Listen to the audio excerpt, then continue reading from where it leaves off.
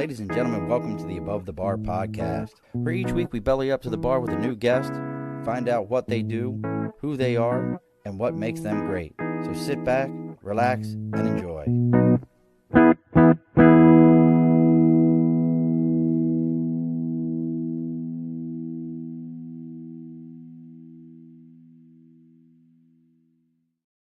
Alrighty, folks, welcome back to the Above the Bar podcast. It's your host, Sean. We've bellied back up to the bar tonight. It was just on the news today, just to bring everyone down just an extra notch. Today is the 5-year anniversary of when we all got locked into our houses and weren't allowed to leave. I didn't realize that until the news decided to go ahead and drop that bomb, because you know the news is nothing but positivity at all times and anytime they can be. So to change that and to start off on a different note, you see how I did that? Note, music, all these kind of things. And to help us avoid the pitfalls of being locked in and only us hearing our music, we decided to bring somebody all the way from the left coast joining us.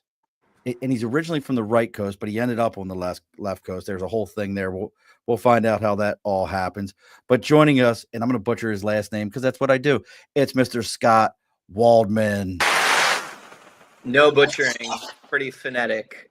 Just so you know, and thank you in advance, and thank you, Wendy Ford, for putting this together. March 12th, 1994 was my bar mitzvah. Oh, look at that. It is the 31st anniversary of my bar mitzvah. So while lockdown may have started for you, where you either became a man by Jewish law or regressed, I remember my lockdown started on St. Patrick's Day. And trust me, we did not celebrate. How's your Old Testament? You good? I mean, it's the only Bible according to them, but like, I don't know. I'm pretty agnostic. Just be nice. Yeah. I mean, are you going to cut off 100 foreskins and provide them to a king so that you could have a wife? Obviously. And anyone, you're not allowed to get tattoos or eat shellfish. No, not. No. I mean, of the cloven foot and choose the cud, and all those kind of things. So as you can tell, I'm I grew up Catholic. I still listen to the Bible all the time in my van because I got tired of hearing everybody else explain it to me. So I was like, let me just go listen to this. FYI, folks, and this isn't church hour, but it's the most violent book I've ever read in my entire life.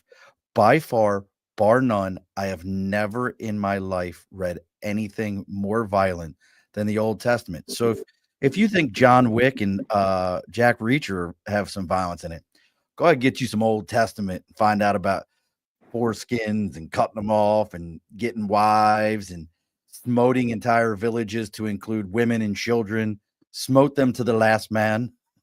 So, but we're not going to smote anybody. Pretty intolerant stuff. Oh, it's completely intolerant. There's 0.0 tolerance. But see, this is why we have Cody joining us, and she's live with us. Cody. She is the most tolerant person. Look, maybe you could manage. Look at that, Cody. You didn't know. Wow, foreskin. I hopped on at a weird. Honestly, absolutely did. It's been 4 minutes of weird, Cody. So don't worry about it. And look, Cody, we might have somebody who could manage you. Whoa. Slow your ball. He could manage all. She does transcendental dancing. I'm probably messing it up. She calls it transcendence. I jack it up completely every time. So, but then there you go, Cody. We have somebody. But before we get into all that, and we find out all about Scott and what he does and how. Look, see, I told you. But I said it wrong again. I do it every time. So, how all this is going to work, folks? Let's get hopping into this. So first thing, right over my right shoulder, that's Sticker in the Cause. Maybe you have a band, you have a podcast, you have a radio show, you have something out there that you're supporting. All you got to do is reach out to me on Facebook, LinkedIn, YouTube, Twitter, Twitch, TikTok, Instagram. Our website is theabovethebarpodcast.com, or email theabovethebarpodcast@gmail.com. Tell me what you got going on. Let me know what you got happening here. And we will make sure that everyone knows all about it. We'll read about you free right here on the air for everyone. Very, very simple. But then we got to talk about our sponsors. The largest window treatment company in North America. That is Budget Blinds, and we are sponsored by Budget Blinds of East Greenbush, Hudson and Cooksaki, and Schoharie, specializing in everything from blinds, shade, shutters, any kind of window treatment. They do tint, they do drapery, you name it, they take care of it. And this month, during the month of March, as they say, March in like a lion, out like a lamb, they are offering buy 2 shades, get the third one free on custom window treatments, folks. That could be motorization. It does not matter. They are offering you buy 2, get 1 free. And as always, if you let them know you're there to belly up to the bar, they're going to give you another 5% off of those window treatments just for letting everybody know. And again, folks, that's Budget Blinds of East Greenbush, Hudson and Cooksaki, and Schoharie, New York. Do you remember that? Now, look, Scott, you're originally from New York. Do you know where any of those places are? North of where I grew up. Absolutely. Listen, Greene County, there probably is a couple of good Jewish summer camps in Greene County. Yeah, the Poconos and some parts of Pennsylvania. I think Catskills. Catskills. Hancock, yeah. New York was kind of the big city. Oh, okay. Thing. It's not a big city. Oh, Aunt Rita made it in. She's in. So everybody. New York, Vestal, Syracuse. Oh yeah. Of course, Albany, where you are from, and Ithaca is gorgeous. Rochester. Have you been to Ithaca Brewing? Have you ever been to Ithaca Brewing? I have not been there. I've been to Ithaca. Shout out to my brother-in-law, Dan Dambroff. He went to Ithaca College, and he was an a cappella singer and did a really cool Breaking Benjamin cover. Oh, really? Yeah. Says, hopefully you're someplace warmer now, because she heard us say that you're originally from out this way. Yeah. Well, that's the whole thing is now Cody Scott's out there in Khalifa. We're going to say it that way, because then I sound really cool, like I speak Spanish, but I don't in any way, shape, or form. I tried doing it, but I failed miserably learning Spanish. I'm just not. I'm lucky I speak English. Just ask everybody. But all that being said, Scott's going to talk to us about a little bit about his music career, but about his management. If you want to know what he's got going on as we're going through this, from the management side, the scroller's going across, and it's waldmgmt.com. So Wald Management, WALDMGMT.com. Now, he did tell us, we were joking about this beforehand, with why doesn't the band MGMT actually call themselves management? But Scott was telling me he had kind of an interesting story about that. What you got for me, brother, before we even get into this? So I was in a band on the same label as MGMT. They were on Columbia Records, and my band, The City Drive, was also on Columbia Records. And they kind of blew up as we were getting dropped. But I think that they're just trying to be cheeky little mongers and just say, no, it stands for Majargament or something. I don't know. Yeah, they say it's like something stupid like that. Yeah, it's like, well, if you're asked probably the same question all the time by people, you kind of get tired of it and you come up with your own thing. But there was also this time in music in like the 2010s after where all vowels were getting removed. So MGMT has a bunch of vowels removed. There's this band called Paris, but they took the A out and they made it a V. And there's like bands called like Landmarks with a V. So I don't know. MGMT. Yeah, listen, I like bands like Nirvana. It's pretty simple. Stone Temple Pilots, Souls Coughing. I mean, I'm an old fart, you know. How old are you? I'm 44 as of a week ago today. 48. So you're right there in my wheelhouse of music. As I was graduating from high school, you were just getting in there. So we're in the same wheelhouse. Here's how old fart I am. I can remember when MTV announced their exclusive playing of Smells Like Teen Spirit and watching it for the first time, going back to high school and telling a buddy of mine, like, dude, I don't remember the name of this band, but like, I think it was a really cool sound, but I think they're into like, it's one of these like anti-war bands. He's like, why do you say that? I'm like, because he keeps saying Bloody Nile in the song, not The Denial.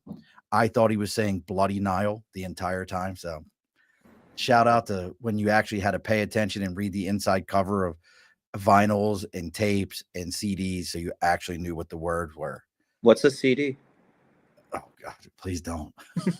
I'm joshing, but I feel for my age bracket and maybe even yours, because you're slightly older than me, so you might have been old enough to remember when John Lennon died. I was born shortly after that, so I It was feel like 81. That was 81 when Lennon died, I think. December of '80. I was born in 80. March, so like John Lennon, obviously that was a big one, but for me, like when Kurt Cobain died, I remember watching Oh on God. MTV News. I think it was Kurt Loder who gave a somber kind of eulogy, and it's going to sound ridiculous, but I feel like that was my JFK.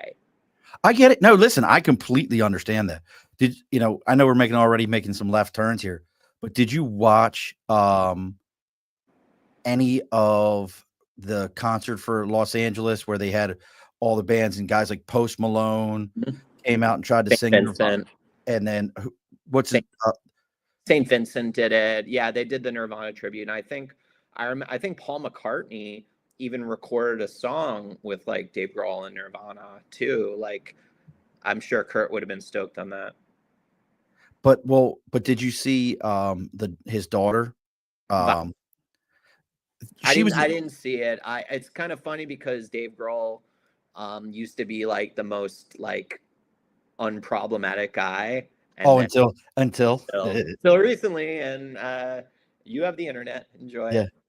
Yeah. So, like, how do you think that conversation went down? Like, so I got to tell you, babe, I got a 9-month-old kid. Oh Didn't god. want you to know about that. Like, it's like the Arnold Schwarzenegger thing with the housekeeper. The maid, Yeah, yeah. yeah. And Cody said MGMT, most good monkeys tackle. Obviously, this is what it stands for. Hey, Cody. Nope. It could be. We could go with it. We could go with it though. Nope. But you know what? I mean, everyone starts somewhere, right? That's Most it. good So, monkeys. Trouble. so let's get into this. So, graduated in 98, went Nine- off 98 or 99? 99. 99. Go off to Michigan. Yep. And so that makes you a Wolverine. No, yes, Yeah. Wolverine. Actually, I'm not a big sports guy, but this upstart football player named Tom Brady was there when I was there. Oh, was he? Yeah, he was just. Big And dork. what's kind of nuts is like he didn't even start. Like there's this other guy, Drew Henson, that started, and his resume went viral because he was looking for other jobs, but he sure showed them. And Drew Henson in college was a hell of a quarterback. And a baseball player. Oh, was he a baseball player too? I didn't know that. I think he went to the Yankees. Yeah, no, Drew Henson was the guy, and it's just like I just remember Tom Brady just being like the alternate. Right. And then obviously it's crazy because if you think about like let's just name a sport like golf, like Tiger Woods, you don't name anyone other than him. Basketball, Michael Jordan. Football, Tom Brady. It's him. Right. It's insane. So like I guarantee you, like I walked across him on campus and no one gave a crap. Well, did you ever watch Blue Mountain State? Yeah, that's that goofy Netflixy show. Right. Well, Yeah. that was the guy who was the backup quarterback, who he was like, I've got the greatest job in all of college. I don't want to be the starting quarterback. And I was like, why? He's like, I practice, I don't get hit, I don't have to have any injuries, and I still get to tell all the girls that I'm the quarterback on the team. And everybody was like, you're kind of a genius. Yes, you are. Yeah, So, no. so you go out there. Now, the city drive. I know Yes. you were with them for 4 years. Is that correct? Correct. Yes, Now, that is correct. That was after college. I moved to LA. okay, I was going to ask, was that after college? In college, you guys started that? No, I was in a band in college called Blue Delusion. I wanted to call it 2.5 Jews, but I got outvoted. I know. See, everyone, and I wasn't planning on saying this. Every single person I say that to. So fuck you, Mitch, and fuck you, Dan. Fuck you, because That was a very Yiddish way of saying fuck you. Fuck you. It's like the Smash Mouth album, rest in peace, fuck you, man. But basically, like I wanted it to be called, like that was a legit belly laugh from our host. Yes. And I got outvoted. So we're Blue Delusion, which I think is kind of a meh name. But I did that. What's that slogan? Because you've probably done it with your show. It's like 5,000 hours or 500 hours. Oh, do anything for 10,000 hours to be considered as an expert. Well, I put in the time with music and playing shows from like middle school on. So by the time I had moved to LA, like I wanted Dan to move with me to do music, and he chose to be a lawyer and go to law school, and he's very successful.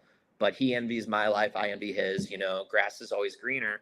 But I moved here with my bass and my guitar, auditioned for a bunch of bands, combined two, and like the City Drive was reborn because it already existed prior to me being in it. And within a year and 3 months of moving to LA, signed with Columbia. That's impressive. So that's pretty impressive. And I'm curious how much of that, as we get into Wald Management and Waldman Management. That's Waldman, just a website. Yeah. Waldman Management. Yes. I'm watching the scroller. That's my fault. No. It's blame me. It's maybe it should have been a different website. But as you get into this, and you're seeing how this industry works. For somebody who says, well, I can just make this on my own. I'm not going to get into a management company. I don't need this. My dad knows how to read. I'll be fine. What were some of your initial like, oh shit moments where you were like, wait a sec, I didn't know you guys had this, or wait a minute, I didn't know this was going to happen kind of moments for you? You mean when I was an artist or when I was a when you were an artist, and you go to sign that first contract? Because I couldn't imagine if today, as I'm sitting here podcasting, if all of a sudden my phone rang and Spotify was like, so Mr. Murphy, we'd like to make you an offer to be a Spotify exclusive. Mm-hmm. Like my pucker factor I'd be able to make diamonds. I'd be so tense about the whole thing. But what was that initial moments for for you? Well, I can tell you this. So when I joined the City Drive, it was already an act, but everyone quit, which should have been kind of a flag for me, but I was 22. And so I auditioned on bass, got in, and I said I knew a guitarist, I knew a drummer, and we merged forces. Eventually the guitarist was kicked out, but the three of us were together, and they already had managerial interest. They already had, and when I say they, I mean us. We had managerial interest. We had label interest. There was a lawyer already on hand, but looking back, the lawyer wasn't the band's lawyer. The lawyer was the singer's lawyer. So he was the only one who was being really truly represented. That's an understatement. He had the lion's share of everything, and I was just so green and excited to be playing South by Southwest. Was excited to be playing showcases for labels. So I ended up signing something where, like, a leaving member agreement where basically my royalties got down to nothing. I signed something where my royalties on songwriting were very minimal. And so in hindsight, I wish I had my own representation prior. So you would say for anybody, that's a huge element to have your own from Jump Street. It is and it isn't, because I could have had a bad manager who really could have like screwed me up. Can I say an F-bomb? Yeah, you can F it all. Frickin'. He could have frickin' screwed me over. So for my personal situation in like 2003, 2004, I wish I knew more, and I wish I had my own advocate. I was just so green that I was like, oh, well, we have a lawyer, so I'm going to just trust you. But there's a reason why. Do you know the Hunter S. Thompson quote about the music industry? Go for it. I may have heard it. I'm gonna Google it so I don't butcher it. It's one of my favorite quotes about, I guess, arts and entertainment. So whenever you're ready, I can read it. Go for it. The music business is a cruel and shallow money trench, a long plastic hallway where thieves and pimps run free and good men die like dogs. There's also a negative side. And I gotta be frank with you, it's dead on. Well, I mean, every time I have anybody on that's in the music industry, has lived the music industry, has managed musicians, anything, it's kind of the same vibe that I hear, which really is, I had an uncle, and I've talked about it on the air. He was a legit Berkeley School of Music graduate. Like Mike Hack, his last name was Hack, so he was Jewish also. Yeah, but his name's kind of setting himself up for failure. Yeah, he was a hack. What a hack, yeah. But I'll never forget. He was the guy who, up until the day he died, he thought he was going to make it in the music business. He was going to try something. He was going to do something. And every time he was that much closer, they were like, nah. He looked like Jerry Garcia. They were like, nah, not this time.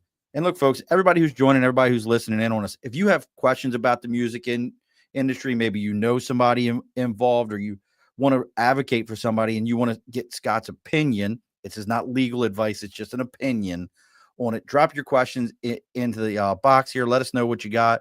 And make sure you're checking out waldmgmt.com. You can see everything he's got going on.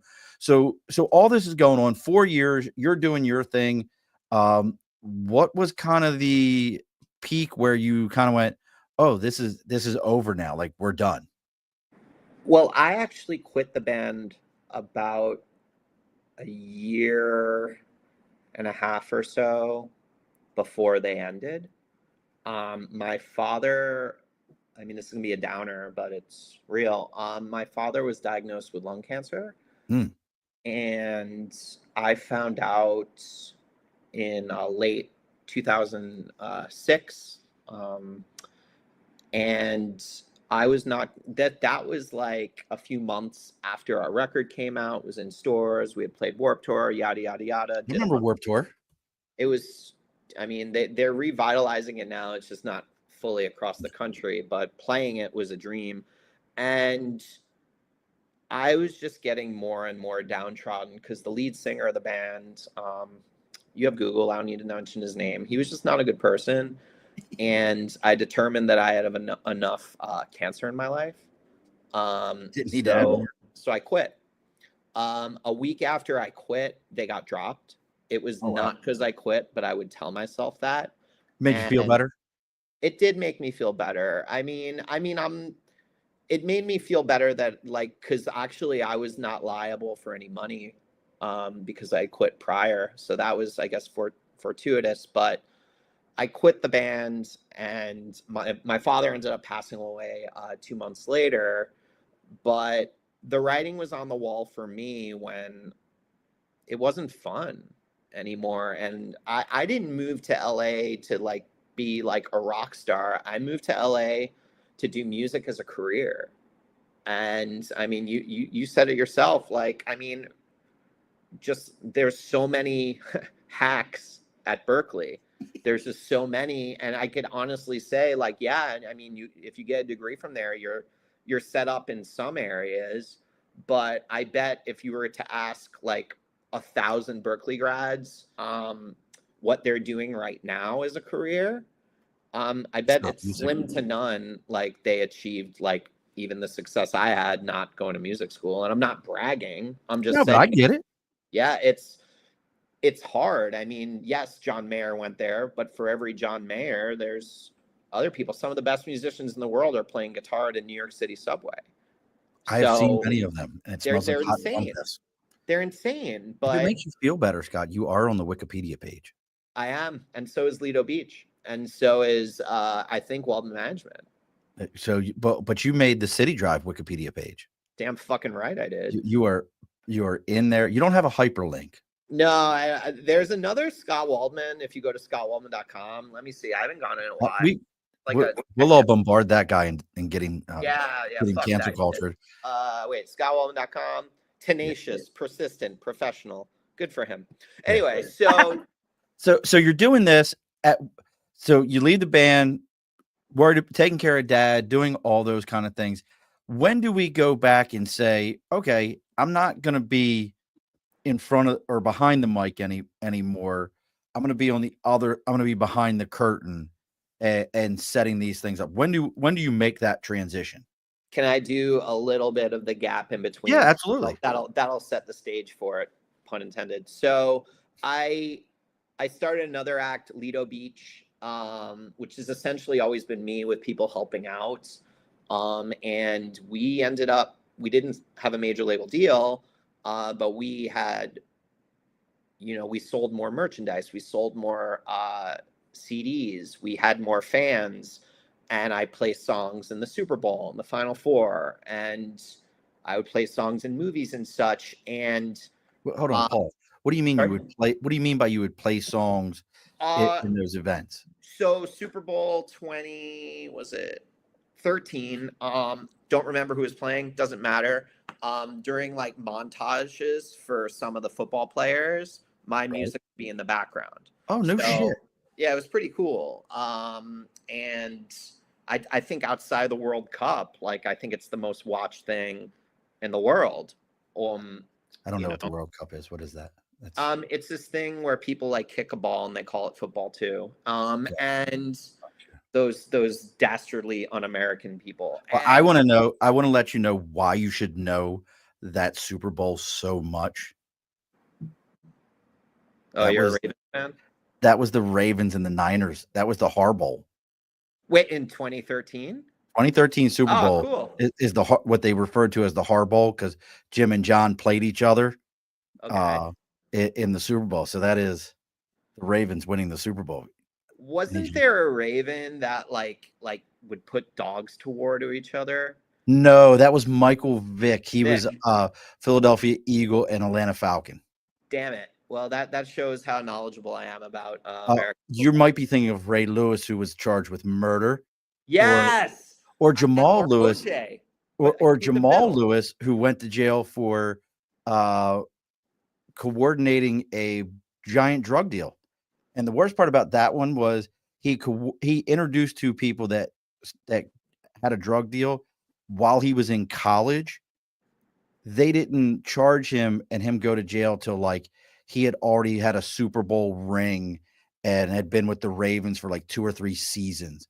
They like were building this case against these guys. Well, how did they get together? And they were like, he did it. And I guess they were looking, my theory is they were trying to get him to turn on him. And he was like, I'm not doing that. So he did a 1-year piece and then still came out and was an amazing running back.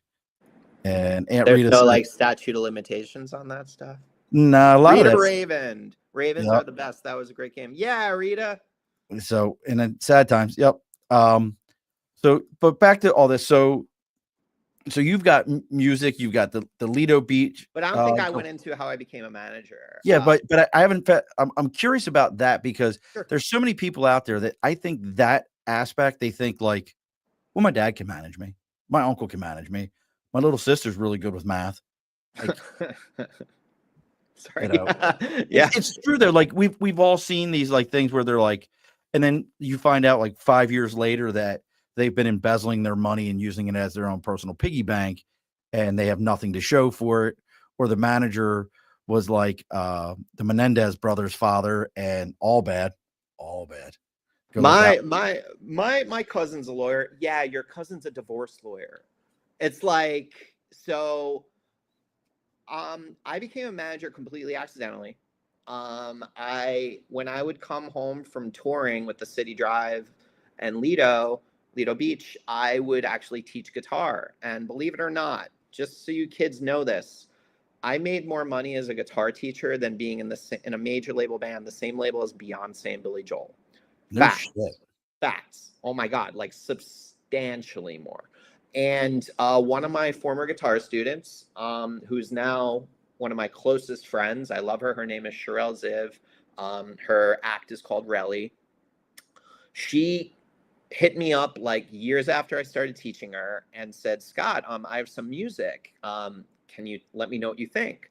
And I was like, of course. I didn't know you played music. This is great. But you can't unhear what I say.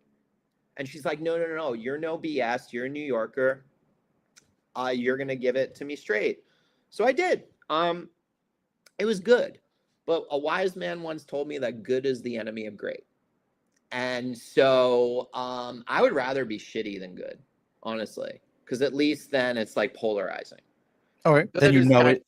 It's like, like what would you do if you prepped a meal for hours and you offered it to a friend or a loved one or whatever, and you say, oh, what'd you think? And they're like, good.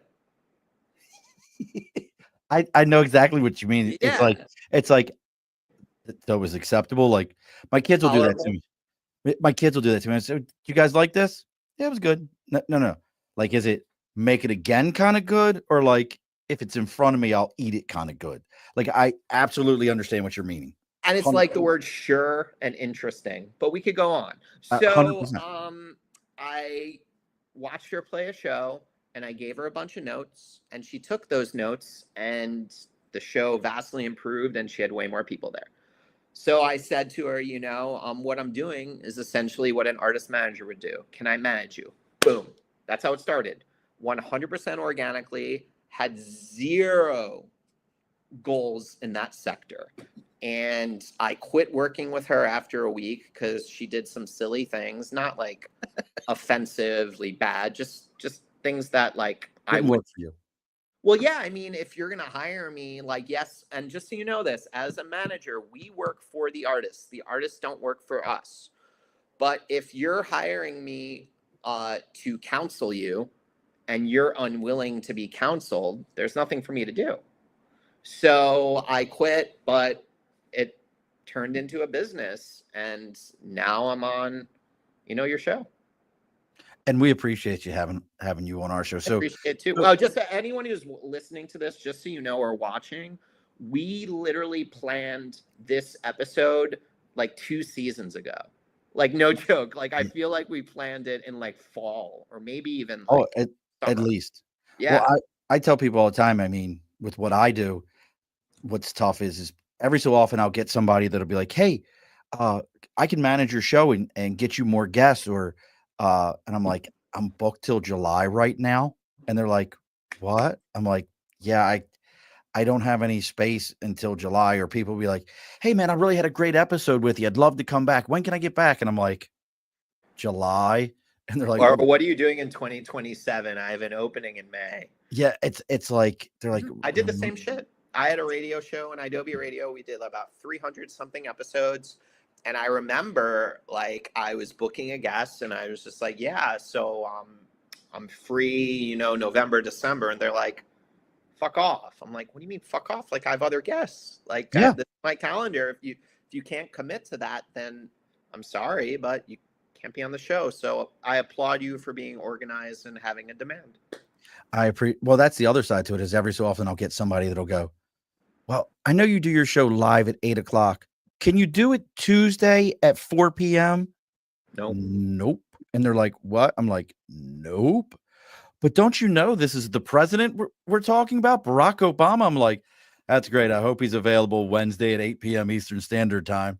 It's your show. Do you think SNL is going to change their time? Exactly. Which I love the SNL 50-year special that they did.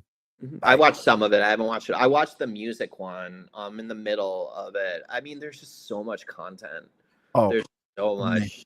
And I appreciated that they did the Sinead O'Connor song with the girl from Alabama Shakes and Howard and Miley. It was cool. yeah.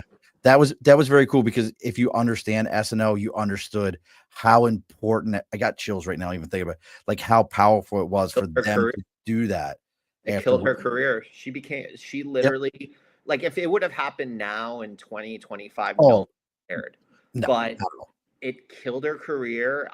She got so many death threats. She literally like I think became a devout Muslim at the end of her life because she just like she was.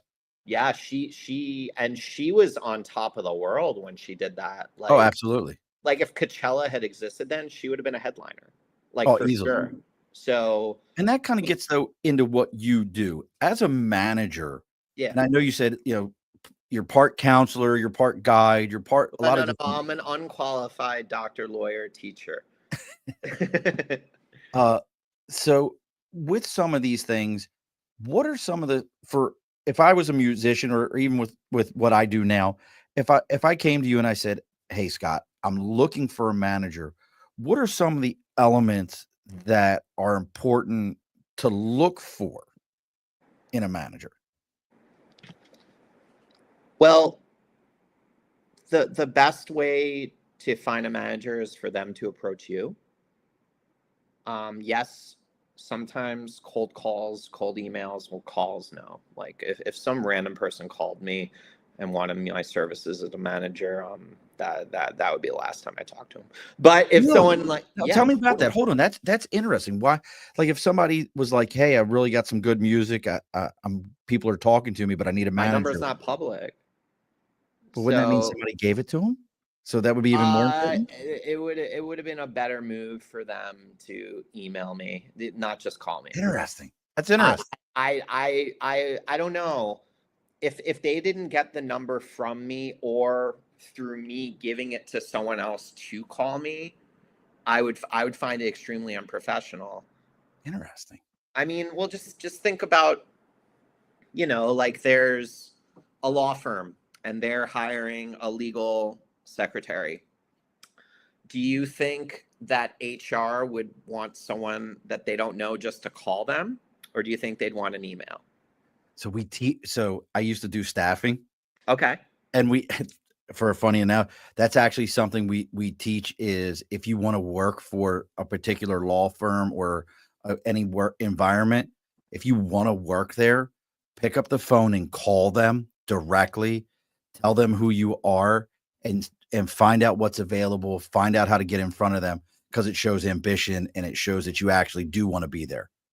I am not. I guess it's different strokes for different Yeah, folks. that's interesting. But so I would have assumed the opposite. For me personally, if I don't give my number to you and you call it, I would feel there's something off, as opposed to, oh, I got your number from Wendy, because Wendy would have been like, hey, Scott, is it okay if I give gotcha. your number to Billy? What if it was a Um, text? sorry. What if it was a text? Um, I don't know. I would feel the fact that they got my number without me knowing about it, I would feel like a little bit off. But my email is on my website. Oh, fair enough. So it's public. So, I mean, yes, there's always exceptions, but me personally, and I prefer phone calls. I was born 81. I prefer phone calls to text. Yes. I prefer texting to I prefer emailing to text. I fucking hate texting. But well, how Scott, many I times love having you on. I just want to tell you that right now. why? What I do? Because you remind me of so many people from New York City that I've known. Eh, You just have that New York City, Long Island tone and vibe. Like at Thank you. any minute, I expect you to be like, listen, I got me a beautiful velour suit. This is velvet. This is nice. Hey, you like this, huh? You like it? Well, while you do the extremely well prepared Hebrew jokes, I'll tell you, The Godfather took place in my hometown of Oh, Lido. really? Yeah, so safe, super safe. But I want to end But yeah, that thing. I'll just tell you that if someone got my number and I use the phrase "got my number," I would feel like it's invasive.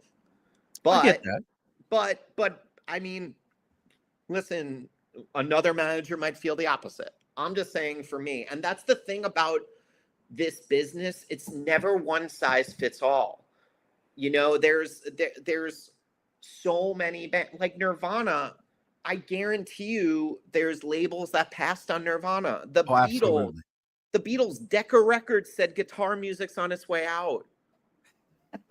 But guess what happened? They fucked up, but they ended up signing the Rolling Stones later.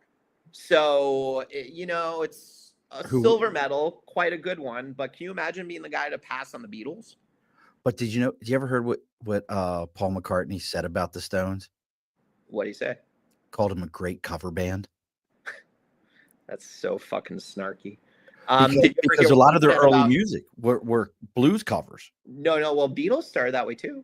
Yeah, Half of Please Please Me are covers. I mean, I Twist didn't and know that. Shout. People think, well, most bands didn't do original music. Like Buddy Holly was like among the first two. Elvis didn't write his songs. The Beatles, their first like at least 3 or 4 albums, half of them were covers, and then they just kept gradually making less and less covers when people realized like how good of songwriters they were. But yeah, there's another famous quote. Someone had asked Paul McCartney if Ringo Starr was the greatest drummer in the world, and for the record, Ringo's an insanely good drummer. He's think very so? underrated. Yeah. Have you ever listened to Abbey Road? Just fucking listen Yes. to Abbey Road. He's so good. People talk shit. They're stupid. It's the same people who say Nickelback's the worst band ever. Shut up. Do you know where that Anyway, comes from? Do you actually know where that comes from? Nickelback? The hate for Nickelback? Just bitter people? No, it was a stand-up comedian. Okay. It was a stand-up comedian made like a joke about Nickelback, and it just took off, and people ran with it. And that's exactly where that comes from. It has nothing to do with Nickelback itself. It's just one jackass made a joke, and They're people the ran with it. benchmark. Yeah. They're people that had never even listened to them would say they sucked. It's Right, stupid. exactly. But the thing that I was going to say, and I think you might appreciate this. So Paul McCartney, speaking of snarky, was asked if Ringo was the best drummer in the world, and Paul said he's not even the best drummer in the Beatles. Yeah. Yeah, Paul McCartney's a prick. He's like easily one of the most talented people. Oh, yeah. As a bass player, him and Flea are my idols. No Les Claypool? Les Claypool is amazing. He's a little bit more like slap happy, Okay. which I love. And James Jamerson, who did all the Motown stuff, is amazing. But the reason I like Paul McCartney is if you listen to a Beatles song where he's playing bass, whether he's singing or not, the bass is a melody. Like he's writing like these insanely, very well crafted and difficult to play melodies. Like listen, like Something is a George Harrison song. George basically towards the end of the Beatles got a few songs an album. Paul and John did most of the lion's share, and Ringo had Octopus's Garden. But basically, if you listen to Something, try to just listen to the bass. Like the shit that he's doing, it's just like out of this world. And yeah, Les Claypool's a god. I mean, Victor Wooten, who plays with Bella Fleck, is a god. But to me, like, I want to hear melody. I got you. So Scott, I like it. And real quick, because I want to know what some of your when I want to go back to the question of, what should people be looking for in a manager, what some of the red flags are. But before we do that, we are getting close to closing the bar, and I think that's going to be a little bit of a longer answer. So let's talk about we're at our last call point here. Looking for a spirit that's as bold and as rich as New York history, New Scotland Spirits is crafting exceptional, locally sourced whiskey that tells a story with every sip. From grain to glass, we honor tradition while pushing the boundaries of flavor. Whether you're a whiskey connoisseur or just getting started, there's a bottle waiting for you. Raise your glass to true craftsmanship. Find New Scotland Spirits near you or visit newscotlandspirits.com to learn more. New Scotland Spirits, where history and flavor meet. It's right here in the Helderberg, man. I love it. So it's a New York whiskey. Did you know rye is a New York grain? No, that's cool. There's a thing now, like, Kentucky bourbon. There's a thing now called Empire Rye. So you can, the Empire Reich's back. Listen, that could be a great bot. Look, where's it at? So there's a company called Filmland. Sorry, my eyes are bad. That looks like film noir.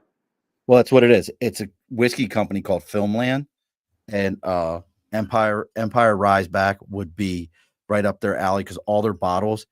We interviewed them. All their bottles are that noir style, and then on the side of it, it tells the story of all the characters and everything. Listen, company, I give you permission to use that. You just got to mail me some of your merch. I'll reach out to them and let them know. Empire Rye's back. Go for it, bro. But they would dig that. So back to the question though, because I think, and look, folks, if you're looking for, somebody who's looking for music in the music business, looking to be manager, you think they have the skill set and need that, make sure you're checking out Wald, WALD Management, MGMT.com, WALD MGMT.com. You can see what Scott's going on, how to contact him. Do not call him without permission. My number is nowhere to my number. We're not allowing that. I don't care what you could do it if you really want to fuck up your potential to do anything. Yeah, we don't want to do that. Don't do that. Not that I'm like Irving Azoff or anything. I just personally, I Bernie find Madoff? it addictive. I find it, you know what? I would look at it as do you have an iPhone? Yes. So do you see now it says when shit's spam? Yeah, spam likely. And how often do you pick, unless you're expecting, like if you would have said, Scott, it's Sean, I'm going to call you 10 minutes before the show, and it's a number that's a block number, unknown, or a random number, I'd pick it up. You But would if not. anyone calls me where I do not have their number, I do not pick it up.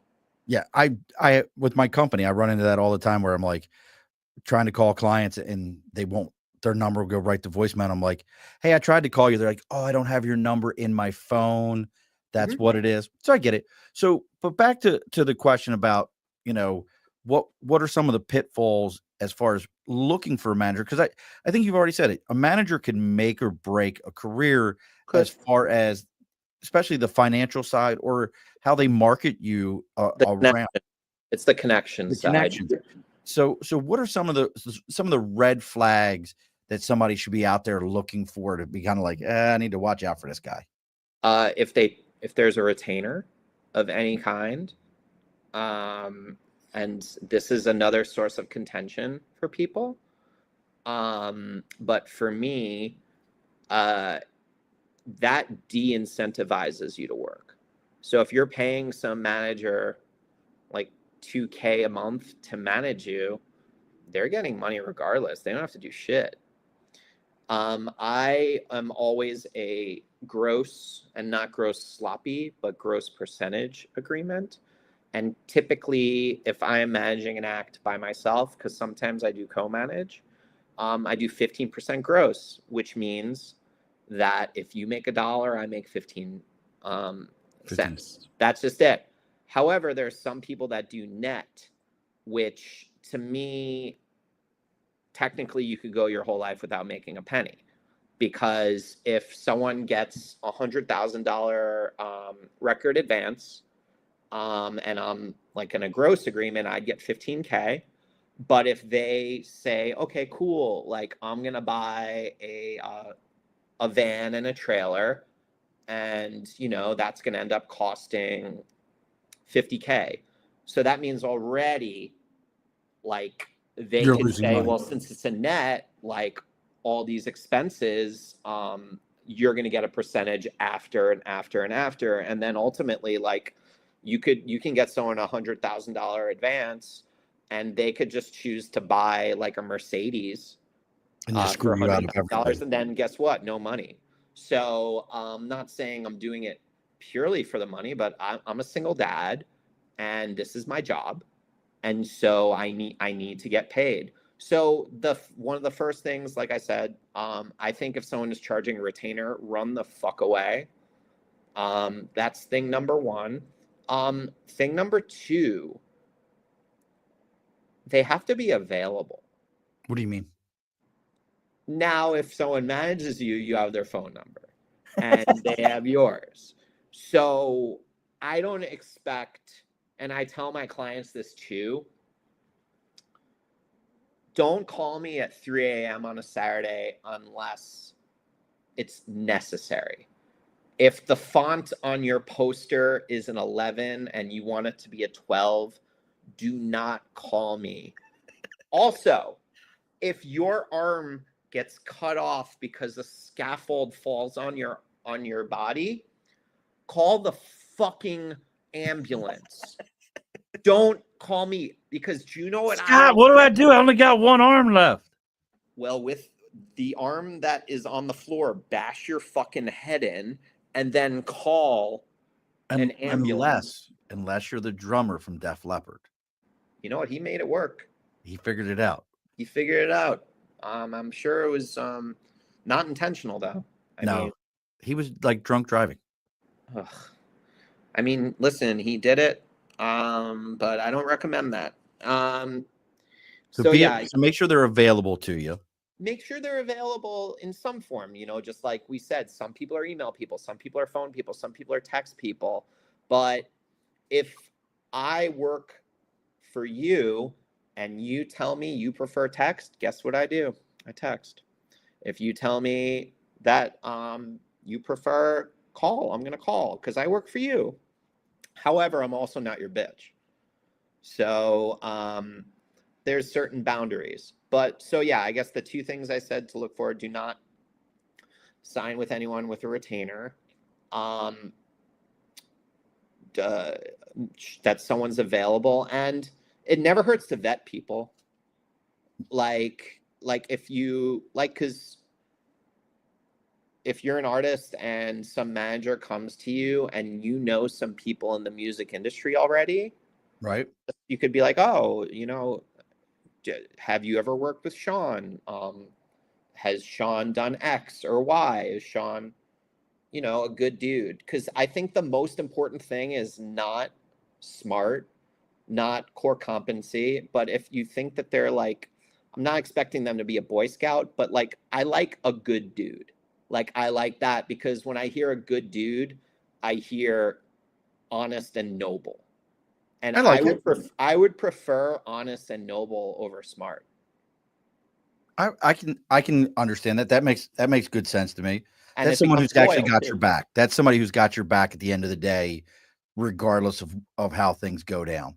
No, I get that. And that's so rare, but that's what I want. I guess so. Let's just cut it off at three things. One, someone that isn't charging a retainer, so that gets a percentage. Because also, if they get a percentage, then they're invested in you. Because if you don't earn any money in March of 2025, neither will the manager.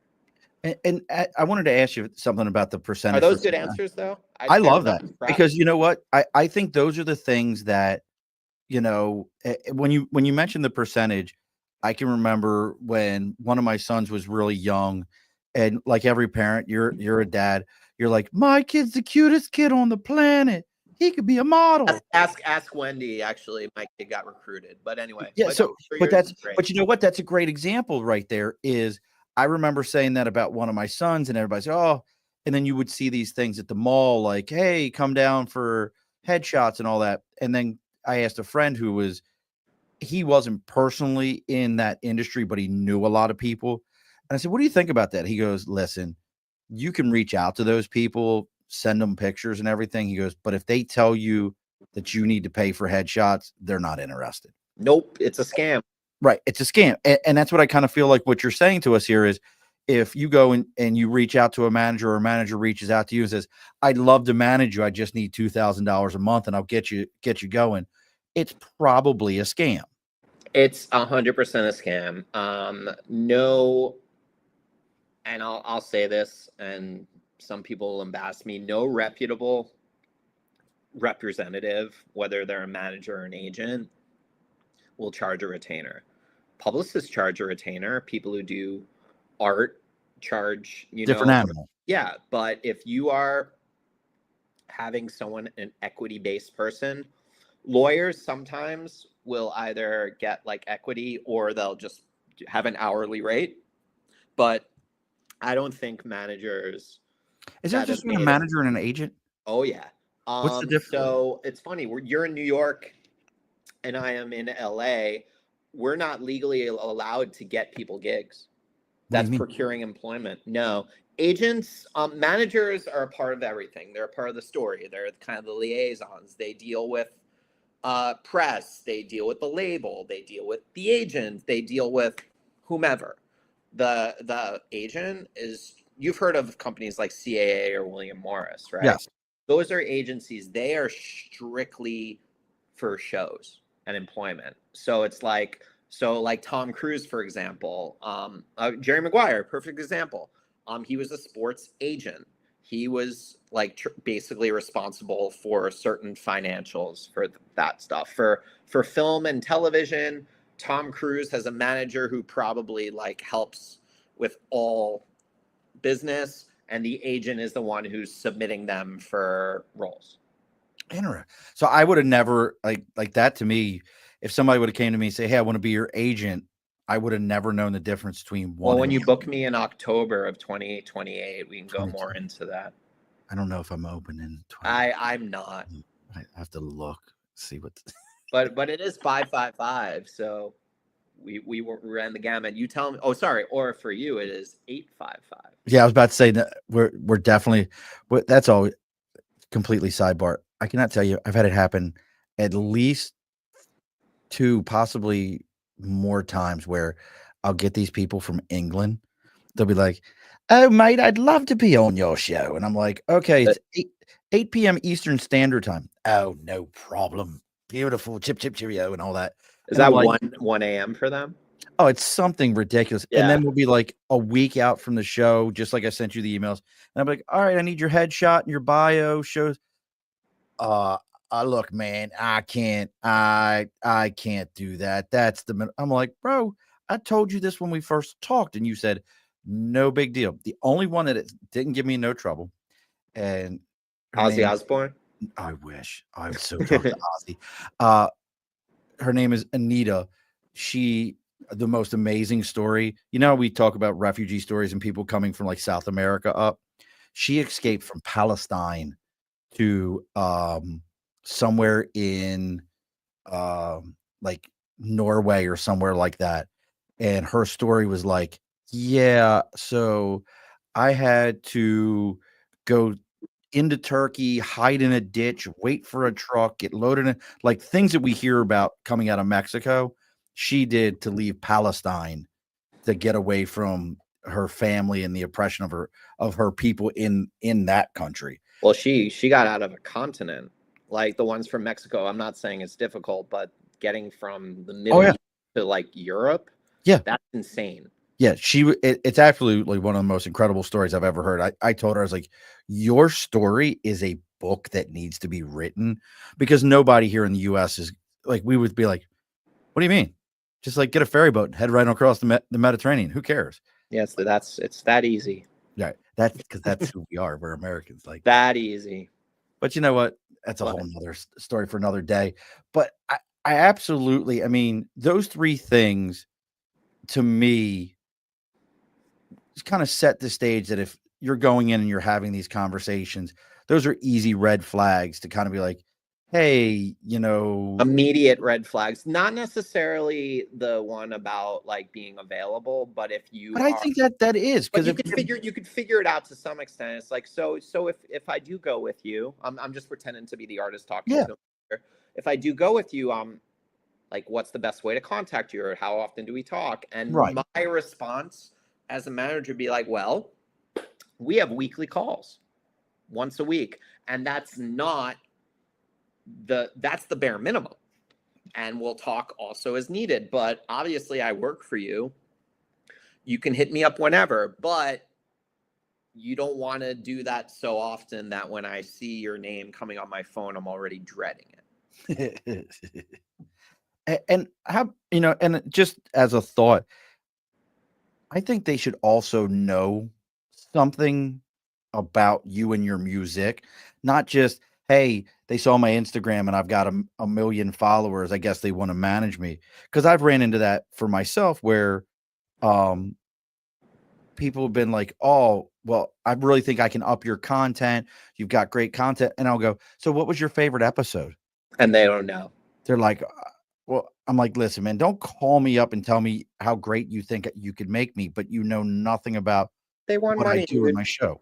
They want money. I get emails a lot of the time that are basically written to me, but they're like, oh, so we want to work with you on this. And I'm like, well, what you do you want to work with? Do you want to work with me as a musician? Do you want to work with me as a manager?